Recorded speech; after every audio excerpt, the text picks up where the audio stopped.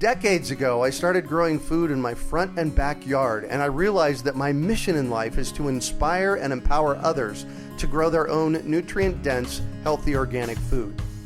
Because of this, a lot of people have come to me with their gardening questions over the years, and that got me thinking, what if we put together a community that would help budding gardeners blossom? So I finally made the idea a reality with my Urban Farm U member program. Each month, your membership includes 3 live online events, a monthly class, a chit-chat with an expert, and a monthly coaching session, plus access to the experts on our member page and a significant discount on our signature courses. I'm deeply committed to transforming our global food system, and I do this by empowering you to grow your own food. The Urban Farm membership program is a simple way to get going. Please join me in transforming your food system today. To learn more, go to urbanfarmmembership.org or text membership to 33444. That's urbanfarmmembership.org or text membership to 33444. You're listening to the Urban Farm Podcast, your partner in the Grow Your Own Food revolution. Whether you've just been introduced to urban farming or you're a lifelong advocate, we're sure you'll leave feeling more informed, equipped, and empowered to dig deeper into the soil of your local food economy. With you every step of the way, here's your host, Greg Peterson. Today on the Urban Farm Podcast, we have educator and author Cami McBride to talk about culinary herbs and their health effect. Cami has spent the past 25 years helping people grow and use herbs so they can be more self-reliant in their health care needs. She is the author of The Herbal Kitchen and creator of Herbal Kitchen Remedy Solutions, an online course that demystifies the world of herbal medicine and empowers people to use their garden for herbal self-care in the home to prevent illness and take care of common ailments. Cami has developed and taught herbal curriculum for the Complementary and Alternative Medicine Department at University of California, San Francisco School of Nursing, as well as at the Integrative Health Master's Degree Program at California Institute of Integral Studies. She has helped thousands of families to use herbs and natural remedies for their self-care to avoid the damaging effects of medications when not needed. She is dedicated to inspiring the home wellness revolution, where the use of home herbal remedies is a normal part of our cultural heritage. Welcome to the show today, Cami. Hey, Greg. It's really good to be here with you. And I'm so happy to talk about herbs today. How cool is this? So I shared a bit about you. Can you fill in the blanks for us and share more about the path you took to get where you're at now? You know, it's so interesting.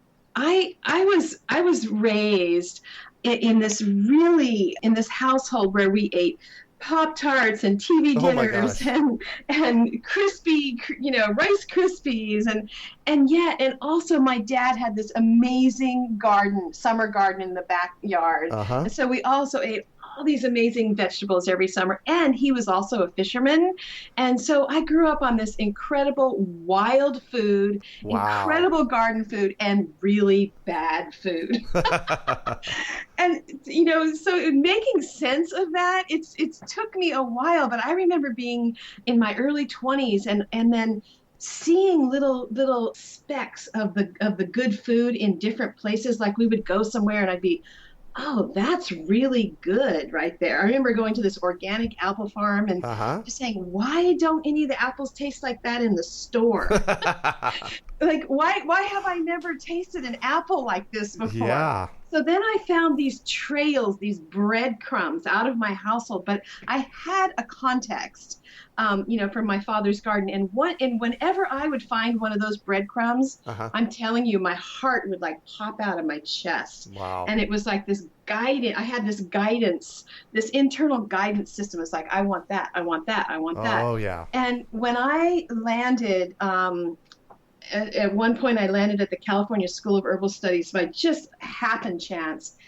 And when I saw that herb garden and everybody cooking with the herbs, that was it. I was going to college at the time. My parents were like, you are getting your college education. I graduated from college and that was it. I went to herb school. I didn't look back. And my parents were like, wait a minute, what are you doing? Right. Like, I don't care. The pull was so strong that, people are like, wow, you had a lot of, because that was 30, how many years ago? Yeah, about 30 years ago. I mean, Uh-huh. whole food, herbs, none of it was on the radar. It was very fringe. It was very weird. Yep. And it wasn't like things are now. And people are like, how did you have that courage? I was like, I don't know. It wasn't courage. I just couldn't help myself. Yeah. Oh, that is such a good way of putting it. Because I so feel the same way. I just, I tell people all the time, I do this because I can't help myself. Right. It's just the plants, they call you. Right, exactly. So just as a side note, the first time I was in college was 1981. And I was there because my dad wanted me to be there. Mm-hmm. And the way I solved it was I got a 0.5 grade average. And at the end of that semester, when my parents spent, I don't know, back then it was $2,500 or something to send me to school, my dad got it. It's like, all right, fine. You don't have to go to school. It's like, yay. But then I went back in 1999 and I got my bachelor's and my master's. But that was my solution to the cultural parental pressure to go to college.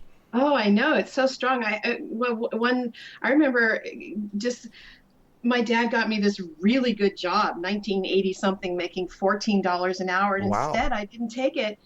And I spent the whole summer doing wild foraging in the Sierras. And he didn't talk to me for like 6 months. Yep. Oh, I could have had a pension. Right. Yeah, exactly. And lost your heart along the way. Oh, yeah. I mean, he worked for the Pacific Bell, a telephone company, and he got me in when I was like 22, and I walked right out. Yeah. Well, good for you, following your heart. What does that look like over the years? Yeah, well, I found every herb teacher I could find for at least 10 years and just spent time studying and apprenticing, growing my own herbs, making my own medicine. And then finally got my clinical herbal training from the Southwest School of Botanical Medicine and just started working with people and plants my entire adult life. It's just, yeah, I just somehow was called to do this, and I absolutely love it. And I love just helping people reconnect and remember their relationship with plants. And it doesn't take much.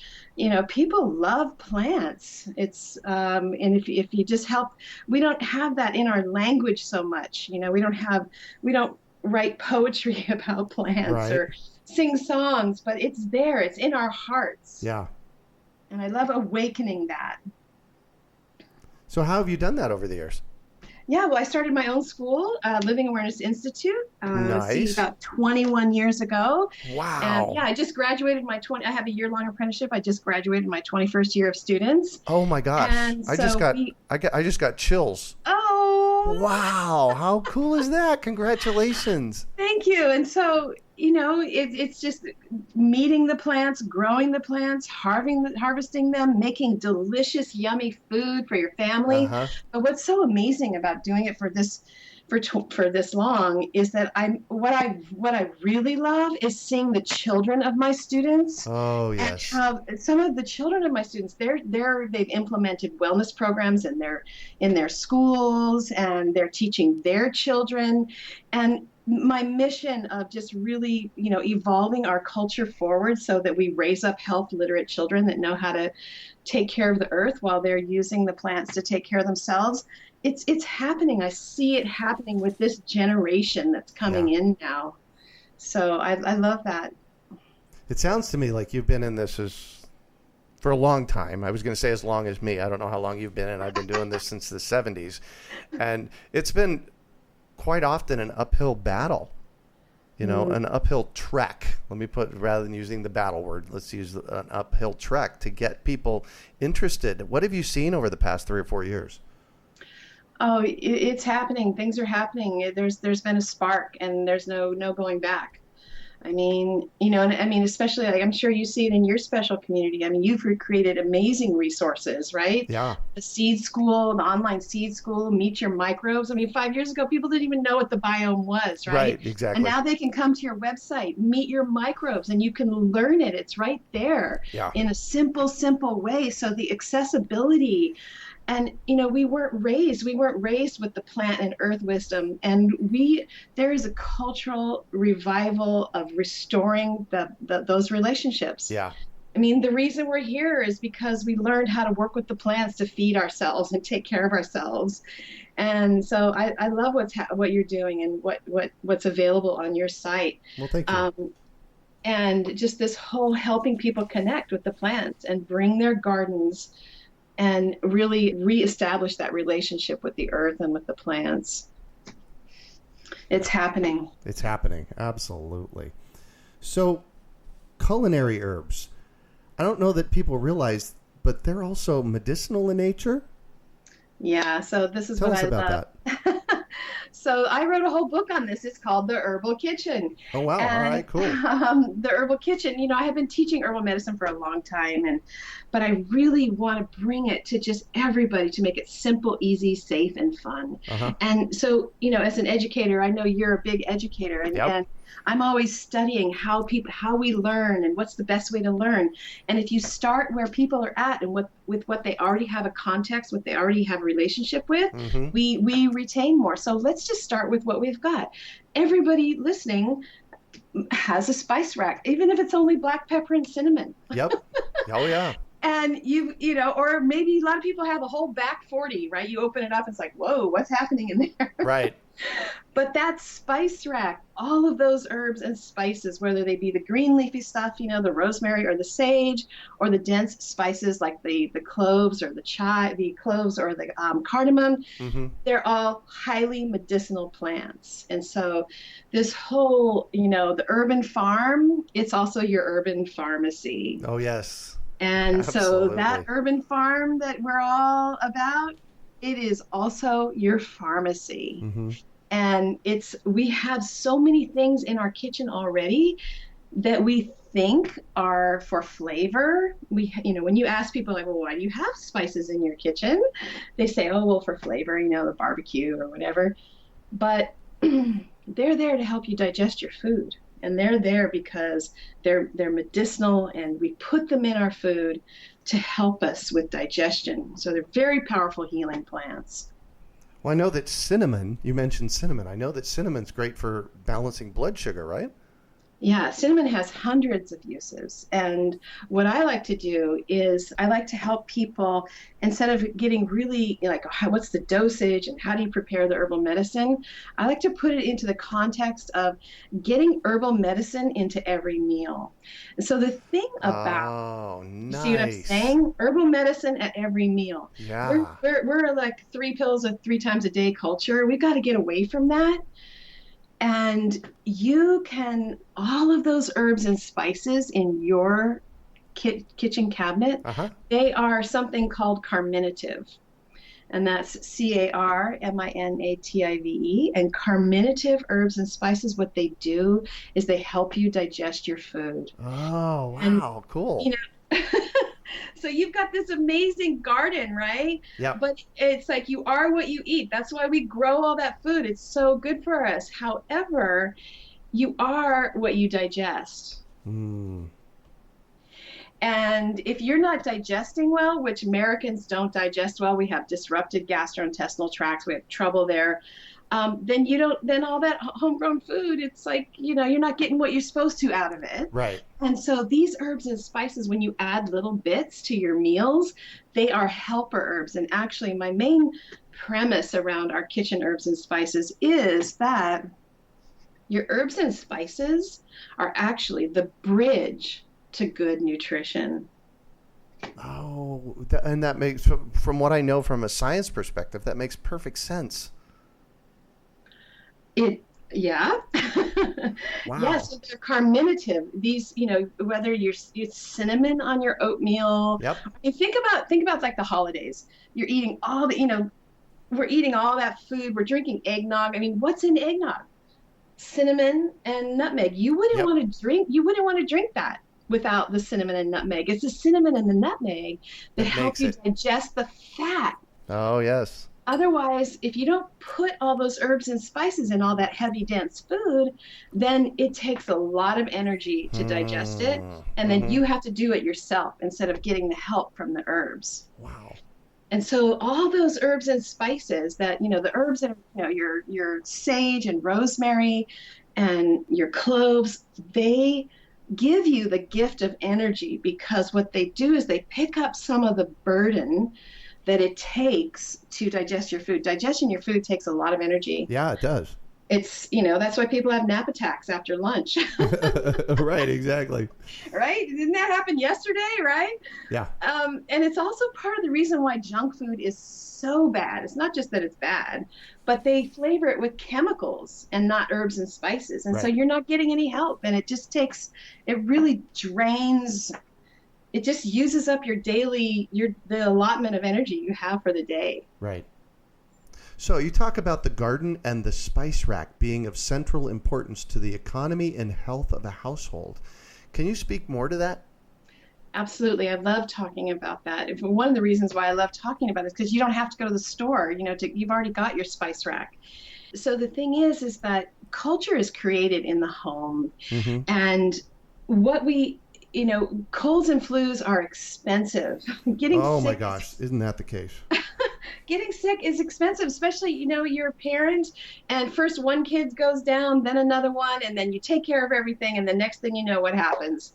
The next thing you know, you go down. And then 3 weeks later, you just go, oh my God, what happened? And so it takes a lot. And what the spice rack does is, once we really learn how to use it and how to get those herbs and spices into our everyday meal, is that we can use it to prevent illness, to prevent sickness. We can use that apothecary in our cabinet to prevent things from happening. And that is, as far as economics, it's very profound. And it's something that when you do that, when you add the herbs and spices to your food, and because not only are they all carminative and help you digest your food, but all of those herbs and spices, they're all highly antibacterial. So rosemary, sage, oregano, cinnamon, cardamom, clove, dill, those herbs are antibacterial, and they help fight off the bacteria, the pathogenic bacteria that can make you sick. Wow. And what's it worth? I mean, how much does it cost to prevent one cold? I mean, and then what if that cold, maybe it doesn't hang on with you, but what if you have an elder in your house? Oh, right. And that's the cold that hangs on for 3 months for them. Yeah. So preventing cold, and then eventually what it does is it prevents the use of antibiotics.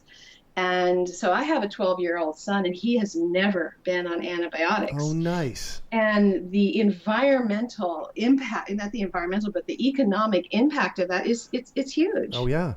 That's something that lasts. That's a level of health that lasts you throughout your life, because taking medications and antibiotics, it breaks down your health, your long-term health. So it's very powerful. Plus, it tastes good. I know. What would life be without basil? Oh, no kidding. It wouldn't be worth living. Right. Exactly. I love basil. I always have, in the wintertime, not so much, but other than that, I always have basil in the yard. Yeah. Love I know we're eating lots of basil right now. So just recently, I harvested coriander seed and fennel seed out of our front yard. My sweetie Heidi and I sat on the front porch, and we harvested the dried seed stalks from both of those, and sorted the seeds and winnowed them out. And now I have, Nice. a cup of each of them. Nice. Besides them tasting good, tell me about those two. Oh, fennel and coriander are amazing. So first of all, both of them do both things that we've been talking about. They are both amazing carminatives. So any way you get them into your food, they're going to increase your ability to absorb and assimilate the nutrition of whatever food they go on. So that right there is so awesome. And then the other thing, they're both antibacterial, so they're going to help keep the colds away. But the other thing, actually, that both of those things do, they're digestive aids, but they help to settle an upset stomach.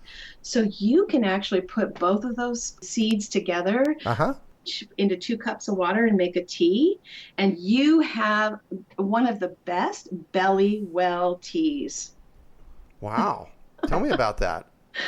Yeah, so they're both, not only do they both do the carminative and have the antibacterial action that we've been talking about that all the spices in your cabinet have, but especially fennel is one of the best herbs for the stomach. It, again, not only helps you digest your food, but it settles an upset stomach. So for situations like, you went to that potluck and it was just like, okay, I ate. Or you had that feasting meal, Yeah. or you just ate something that's just not right. Or many people, what they do is a lot of people have upset that go to their stomach when they're nervous or when they don't feel good or when they're stressed or anxious about something. Many people get kind of a queasy or upset Oh, yeah. stomach. Yeah. Fennel is specific for that, fennel tea. So the moment you start to feel something like that, like, oh, my belly's not right, you can make that tea. My son and I and my husband, we actually went to a restaurant the other night. Uh-huh. And we came home and we all were kind of like, Yeah, that happens. All doesn't it? three of us did not, we all felt a little like, okay, something is starting. And I just pulled out that fennel and I made that fennel tea. And we all drank fennel tea and then it didn't progress. And we all felt fine within an hour. So Wow. again, the economy of that, if you can catch it, what does that mean if we would have all been throwing up and Right, exactly. sick for a day, right? What's Yeah. that worth? No kidding. And right out of my garden. That's the cool part. Heidi and I sat on the front porch and we harvested a cup each of these things, and I can go make a belly well tincture tea out of it. And yay, cool. Yeah, so also your love is in there, right? Yeah. Your love, you made this with your heart, Yeah. your hands, your garden. It's so much deeper. And that relationship that you have with that tea. I mean, I think that's a lot of what we're looking for. That's a lot of what we're missing in our life now is that connection. Yeah. Oh, big time. Big time, big time. So let's talk about your book some more. We barely touched on it. Tell us about the Herbal Kitchen. Okay, gladly. Yeah, the Herbal Kitchen, it's 50 easy to find herbs and over 250 recipes. I'm a recipe queen. Oh, nice. To help bring lasting health to your family. And again, what I do is in this book, you don't have to learn about anything new. You can just open up your spice cabinet and learn more about why you're using what you're already using. And so I go through the whole book and I teach you how to make herbal teas and herbal waters and how to get herbs into your pesto and really how to go beyond salt and pepper on your kitchen table. Everybody's got salt and pepper. And what we're going to do is just really learn a lot more about the uses of herbs and spices that you already know and love. Yeah. And help develop a deeper connection with them. Nice. What's your favorite one? Oh, gosh. I know, hard question. It depends on the time of year, right? Oh, there you go. Uh-huh. I mean, really, we've talked about basil, but it is basil season right now. So I'm drinking basil. I'm making pesto. I had basil in my eggs this morning. Ooh, nice. But for me, the fennel harvest is a little bit later. I love fennel too. And I think it just really depends on what's happening in the garden. The garden provides you with ideas and things that you couldn't come up with even on your best day, right? Yeah. Yeah. That is so true. So when it comes to herbs, I've been growing food for a long time, but I'm really a beginner at the herb part. Where do I get started at? Right. Well, I bet you have some herb volunteers in your garden already. Oh, yes. So what you can do is you can start with the herbs that chose you. Uh-huh. They just showed up, right? So people, like sometimes it's purslane, sometimes it's borage, sometimes it's oregano. Oh, yeah. If you're really just starting, you can start with the super easy ones to grow. And the two easiest herbs, medicinal culinary herbs that I know are oregano and garlic chives, right? You can just totally start there.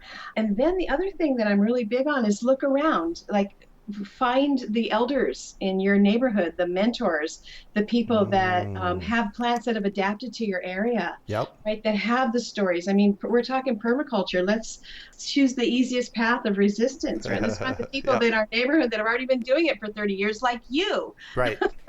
There are some old timers in your neighborhood. I can guarantee you that have some of the herbal wisdom and go hang out with them, eat a meal with them, spend time with them, and get a cutting from their plant. That for me that's the culture, and that's such a good place to start instead of just looking online or in a book or whatever. Yeah. Find somebody that can mentor you a little bit and find out what the old timers are eating. Find out which herbs they're growing. That's a great place to start. For me, the first premise of permaculture is observation. Mm-hmm. You really got to go out and watch. And I tell the story often of how, I've lived here at the urban farm for 27 years and in the desert for almost 50. Wow. And recently I was walking the neighborhood observing, and I learned some things that I had never seen before. Just walking in my neighborhood that I could then bring to the house here and integrate. So I always encourage people to look around your neighborhood, see what's there and what's already working. That's right. That's the place to start. Who's already there? If we weren't raised with it, it's still there. It's not like the plants have stopped. They're just waiting for us. And we just got to kind of open our eyes a little bit and see what's already there, including the cultural heritage, the human inheritance of working with the herbs and spices. It's there. Yeah. Yeah.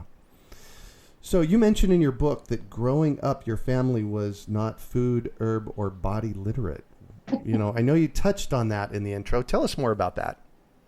Well, I don't know. Did you get that class in junior high? How to take care of your body? No. We have these amazing bodies. My gosh, they're very intricate.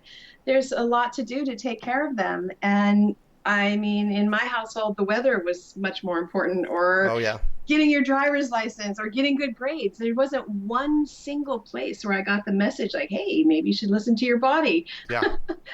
And so this whole mission that I have of really helping to evolve the culture forward to one that honors the earth, we have to also honor our bodies and each other. And so listen, like you said, listening, observation, we have learning to observe and listen to our body. It's a lifetime process for me.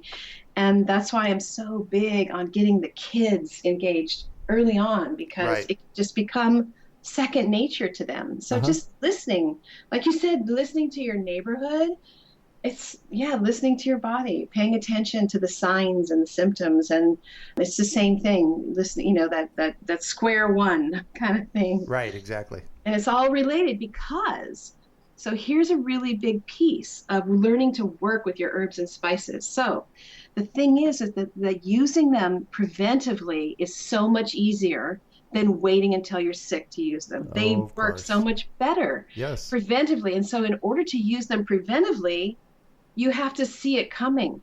You have to develop the body literacy to see your pre-sickness symptoms. Yep. And when you can see that, little pre-sickness symptom, for some people it's fatigue, whatever that is, that's when you start using the herbs and spices right away. Right? You don't wait until the morning. or better yet, start using them now, because guess what? They taste good. Right. Why not have them in your meal every day? What I say is a carminative for every meal. Oh, nice. Right? Get it into your food preventively every day. And so that's really the magic of working with herbs and spices, using them preventively. And so you don't even know what you avoided. Right, exactly, because you don't ever have to experience it. How good is that? I don't want to know. Right, exactly. So what projects are you currently working on? Oh, my current project, it's kind of a big one.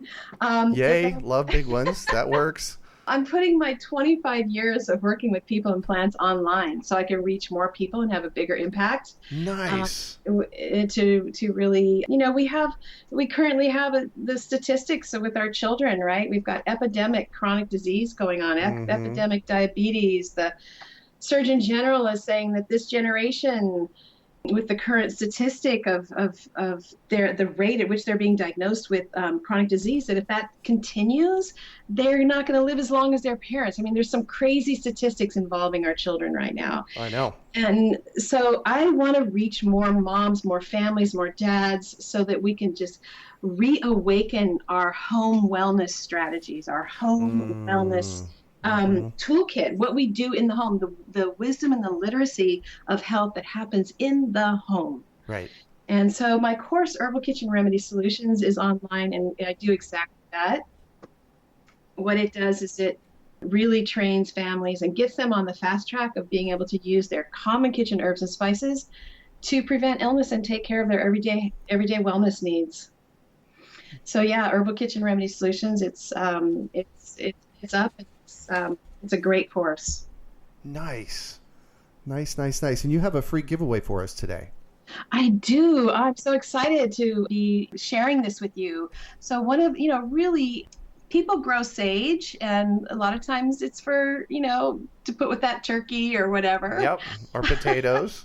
Potatoes, eggs. I mean, it's so delicious for flavor, but sage is a very powerful medicinal plant. And so I have a download, Sage Infusion Recipes, and basically it teaches you how to make a strong sage tea, and then be able to use it for 5 different home ailments. Oh, wow. From allergies to sore throat, to cuts and scrapes. I teach you how to make a compress with it. I teach you how to make a gargle with it.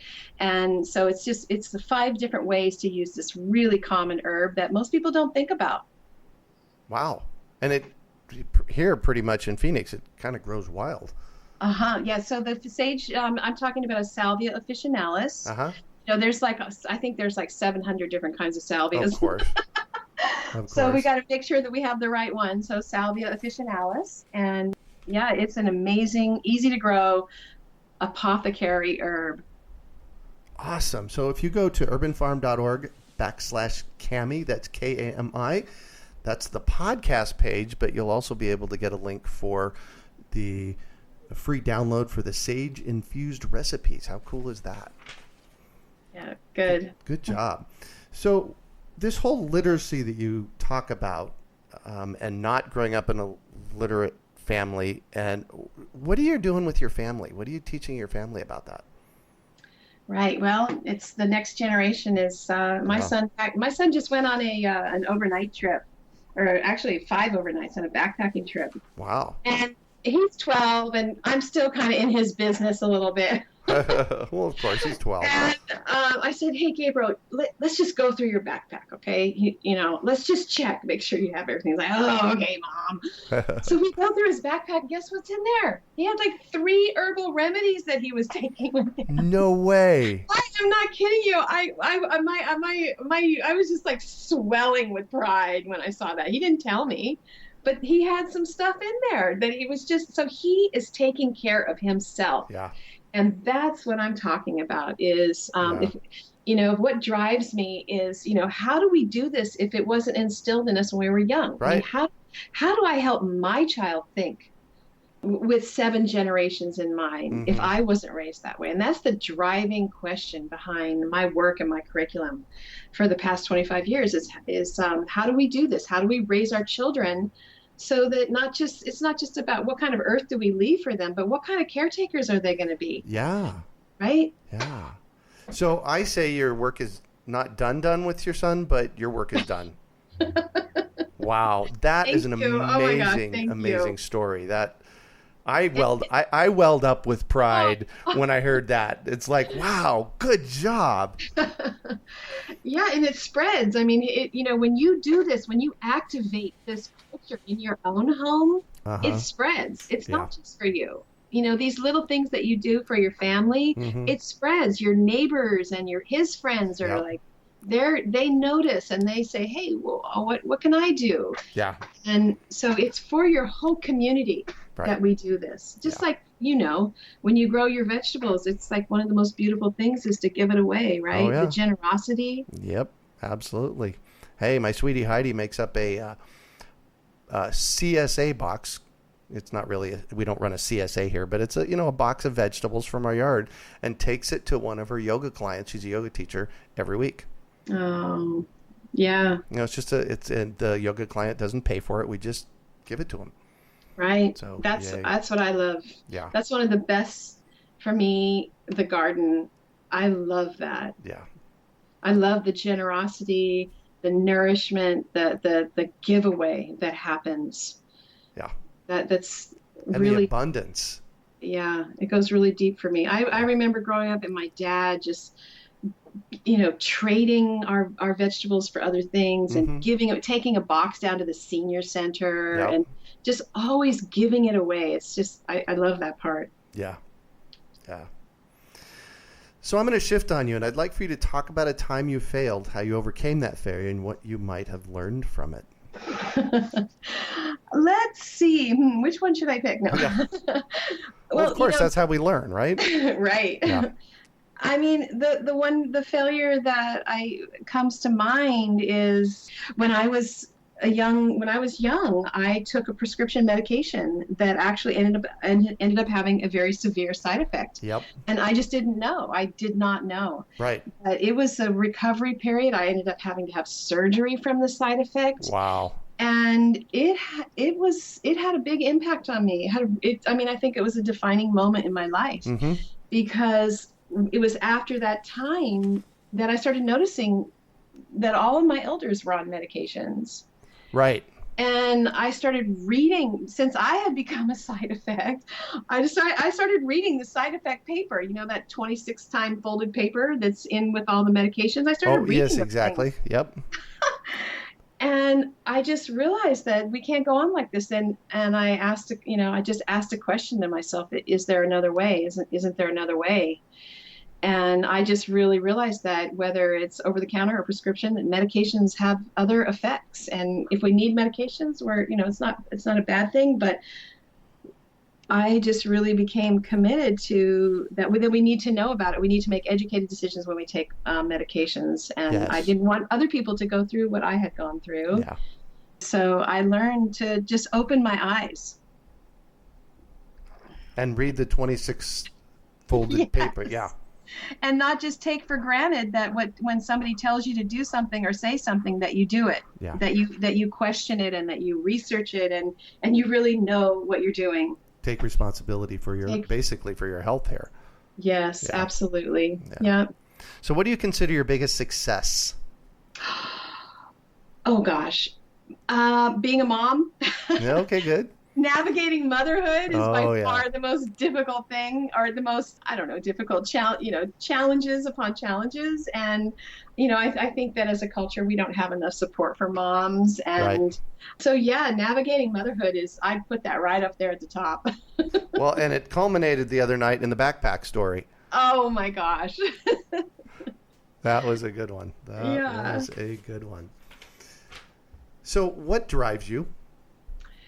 Yeah, what drives me is I think this question of that I'm really inspired by the knowledge of, or this concept of living with the next 7 generations in mind. We're at the brink of so many things right now, right? With our food, our health, with the planet. We could just get really low in talking about all that.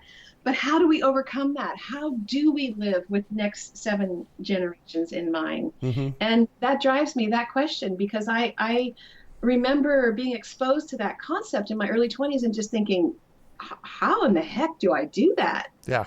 And how do we do that? How do we get to that place? That question drives me. Mm-hmm.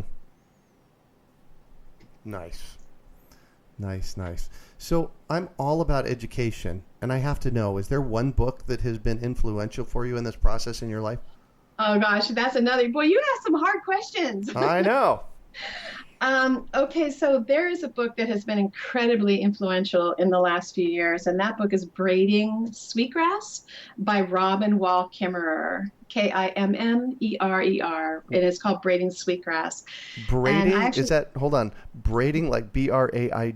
Yeah, like braiding your hair. Oh. You braid sweetgrass. And I had the really good fortune to meet her at the Pioneers conference that I was speaking at last year. And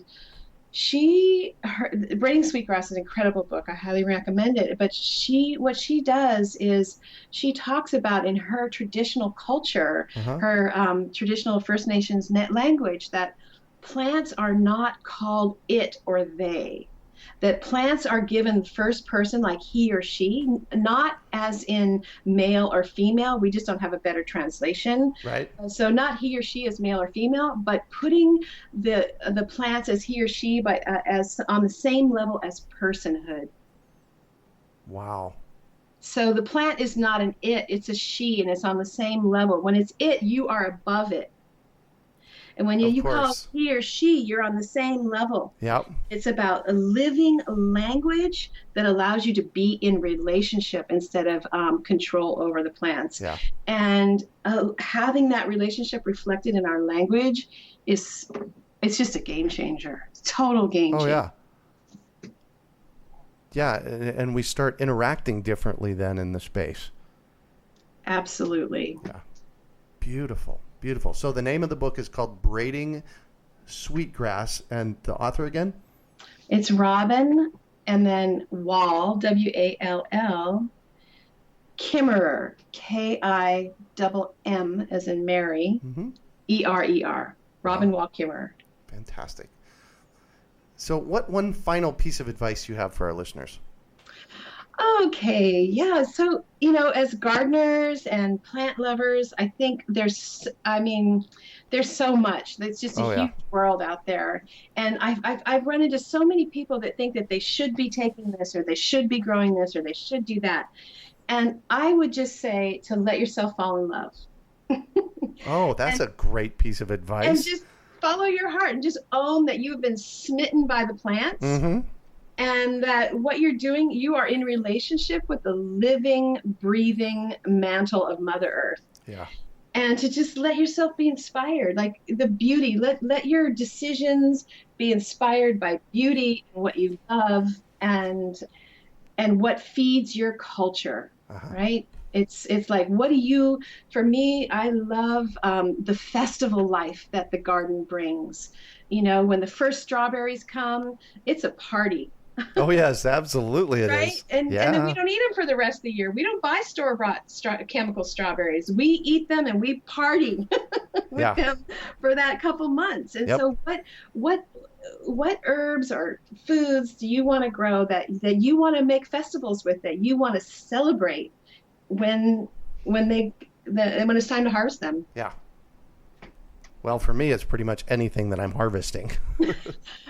Right. Because, it's just, there's nothing better than anything that I harvest out of my yard and eat for me.